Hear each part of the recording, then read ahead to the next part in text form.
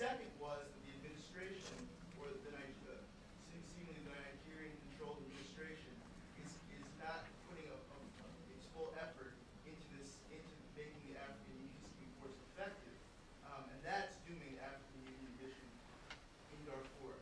And I was wondering, with your point about the Bush administration and its complicity with Nigeria, whether isn't the more feasible option for the Bush administration to, are our efforts better served if we advocate for the Bush administration to put pressure on Nigeria to reverse its stance in regards to AU?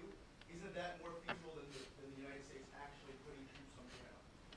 That's my question. There are a whole series of questions, all of them worthy, and it gives me, first of all, a chance to say that I very much agree with Gail, that the African Union deserves support precisely because it is so much better than its predecessor organization. The problem is that it really just doesn't have the capacity presently, and we can't hold Darfur hostage to present inability of the African Union, but certainly as a long-term investment, it's the best investment we can make in many respects. Because we do need to see a lot more African solutions to African problems, but this isn't one of them. And it seems to me we need to ask, why is it that so far into the crisis the African Union has not mustered the political will to ask for a reasonable mandate? The mandate to protect civilians, the mandate to protect humanitarian workers. That's our first key that there's something radically wrong with the AU politically. Now, as far as its military abilities goes, at the beginning of the Darfur crisis it had, I've been told, one Humvee in its entire inventory of generally available equipment. These troops are being pulled ad hoc from various African nations. Some nations, like Rwanda, are serving with great distinction and represent the best of what African military force on the ground can be.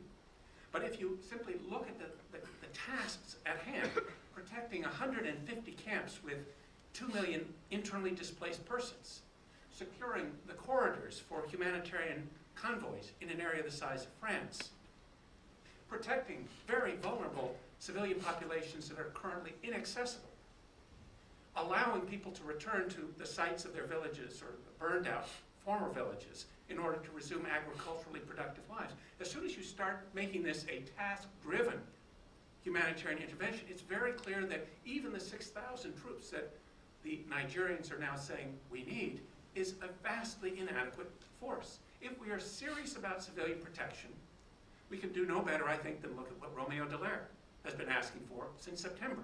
And that is 44,000 troops of NATO quality with a robust mandate. Now, the Bush administration doesn't want that to emerge, I'm convinced, as a question, or an issue, or a choice. It doesn't want to face a choice between the geopolitical and the moral. It's our job to make it a choice that they must make, at least publicly. Right now, from what I hear in Washington, they're able to tell the Nigerians, you're doing a great job. The Nigerians, in turn, make it impossible for the issue of mandate and force size to emerge. And that's what lies behind recent statements by both the Khartoum regime and the African Union about an appropriate force size. Can I add something to that? So I used to, and it was a truly bizarre experience being government, so I'm pretending, going back to that mindset. I'm not pretending I'm in this administration. But there are two pieces, and I agree entirely with what was just said, but there are two other pieces that have to be factored in, I think, if we really want to have influence. One is that while I sharply disagree with the stance that Nigeria has taken, Nigeria is a country that is teetering on the edge of whether it's going to make it or not. If Nigeria doesn't make it, the consequences are truly unthinkable. Remember also that Nigeria provides 8% of our oil.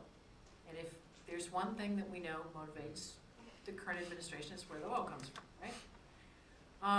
So the fact that one of the things, and I think that your analysis is right, one of the things Obasanjo is trying to manage here is how does he deal with the North, where he's got increasingly radicalized politicians who in the main are corrupt, quite honestly, and who are using Islam as a way to distance themselves from the federal government and mobilize a population to basically do their bidding, quite frankly, as much for corruption as for Islam. I think it's an abuse of Islam in the same way that Khartoum is. But that's a real problem. Now, I don't think his method is right, but I think that it is useful in the analysis to say, all right, Nigeria has a problem here to manage. Here's some other ways to manage that. The second thing is, on the AU, I think in terms of mandate, I think in terms of influencing Khartoum to stop hindering its movement and so on and so forth. If you look back in the recent past, the time that the AU has had the most leverage, the time that regional governments had the most leverage in the North-South negotiations, were times when there was a united front of pressure against Khartoum. When Khartoum knew that door number one was pressure, whether it was sanctions, whether it was regional governments aiding the guerrillas that were against them, whether it was isolation, that was the only time you could get anything out of them. And then door number two was to come to some compromise. Right now, there is no concerted, united pressure against Khartoum. So why on earth would Khartoum say to the AU, this is a permissive operation right now. This is not an intervention against the will of the host nation. This is a permissive operation. Why on God's green earth would Khartoum say, expand the mandate, expand the forces? There is no punishment if they oppose it. So unless and until we also get another piece of this equation right, which is a unified position among members of the international community on real pressures, meaningful pressures, not this nonsense of if you don't do the right thing, we'll have another meeting, but real meaningful pressure against Khartoum, there's very little leverage for anybody then. And again, that doesn't obviate what you just said, but I think it's an absolutely critical piece of the puzzle, because right now, Khartoum can go out this door, they can go out that door, and there's no price to pay for anything they have done yet. Yeah, if I may add on that.